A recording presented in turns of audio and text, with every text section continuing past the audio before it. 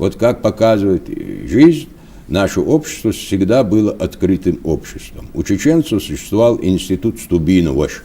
То есть мы принимали, не всякого принимали, но принимали представителей других народов, принимали представителей из своей среды, других типов, принимали, и вот этот институт Стубиноваш, и после вот этого проведения вот этого обряда, этого ритуала, человек становился даже вне зависимости от национальности представителем этого этноса. В номенклатуре чеченских типов целый перечень названий чеченских типов, которые имеют и национальное происхождение.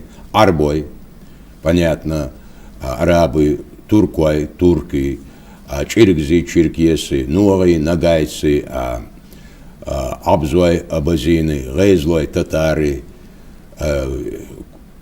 румки, кумыки, галаски, казаки. Человек иной национальности проживал 4 поколения в чеченской среде, то этот человек считался чеченцем. Если проживали 8 поколений, знал имена 7 своих предков, то он считался уязнохчи, то есть благородным чеченцем. Особенно это можно на примере турков-месхотинцев, которые потеряли свой кров, сперва высланный из Грузии, потом из Киргизии, Узбекистана, потом из Краснодарского края, они получили приют нашей республики, среди нашего народа. Много примеров таких смешанных браков. Проводятся национальные праздники представителей, это национально-культурных. У нас есть где-то около 20 десятков типов, которые имеют нечеченское происхождение. Даже у нас традиция была, считалось, что семья вырождалась, обязательно искали невесту из представителей даже не только мусульманской народности, но и казачьей, христианской. Вот этот обычай был.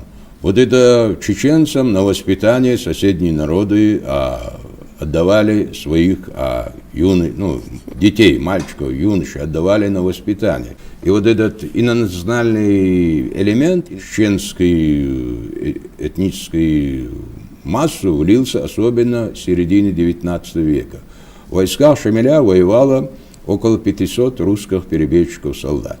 И в конечном итоге в большинстве своем они приняли ислам. Мне известно 2 типов. Эти представители были интегрированы вот эти типы.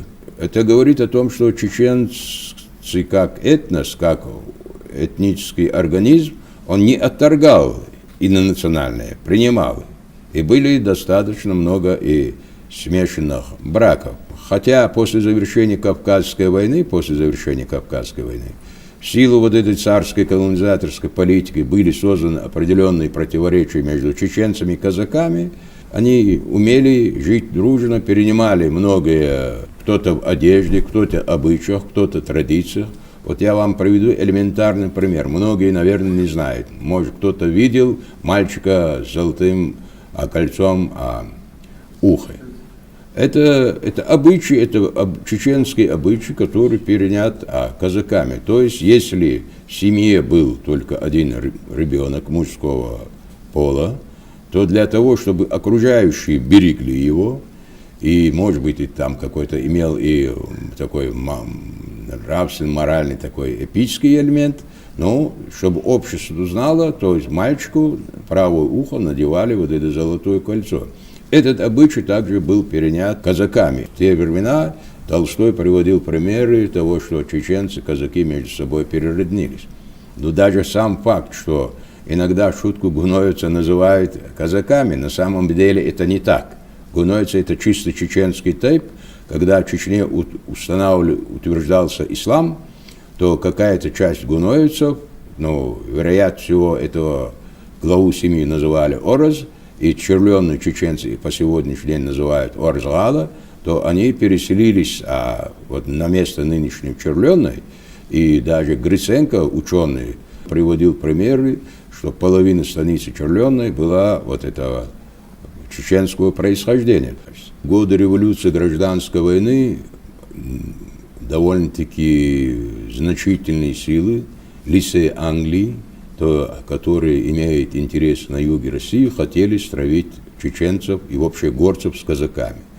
Вот последнее время не особо не уделяем мы, историки тоже, вот это внимание такой личности, как Топа Чермоев. Вот благодаря личным качествам, как политика, как человека, Топы Чермоева, его личными связями с ктерским атаманом Карауловым, атаманами кубанского казачества и донского казачества, надо сказать, была предотвращена большая кровопролитная война. То есть это своеобразная форма народной дипломатии, и там был и политический компонент был, но основе своей всегда горцы и казаки умели ладить с друг другом, не обострять отношения. А внутри чеченского этноса, вот что интересно, какие-то конфликты из-за земель бывали, но эти конфликты всегда у нас в свое время, еще до утверждения ислама, существовал институт Кел, и после утверждения ислама он уже раньше назывался Нашхуай Кел, потом он получил название Майшвай Кел или Дай Кел, то есть и по шариату, и по адатам как-то существовали нормы, которые всегда приводили чечен, вот эти противоборствующие или враждующую сторону к миру. То есть вот это слово маслаат, это арабское, это примирение. Но надо сказать, что за исключением андо-аварской группы, вот эти 12 народностей, которые живут по границе с Чечней, и у чеченцев вот этот институт маслаат в полной мере он не проявляется. То есть маслаат это примирение. Если по шариату существуют какие-то определенные конкретные нормы, по адату также вот неписанные законы существуют нормы,